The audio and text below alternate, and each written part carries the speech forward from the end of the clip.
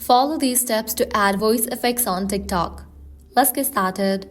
First, launch your TikTok app. You'll land to the home page. Now at the bottom, you're gonna find a fun option. Click on the plus option given at the bottom middle. Your camera will open up.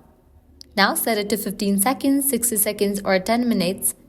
Or you can also select the video from your gallery. If you want to do so, click on this icon and select the video.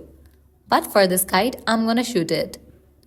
Once you are done shooting the video, now what you have to do is click on this right icon given over here. Now at the right corner, you're gonna find the fun option. Head over to the option voice. The fun options will appear. You can use any of these voice effects for your video. Select any of it. In case you want to replace the original video, click on the option record. Uncheck for the option of original sound.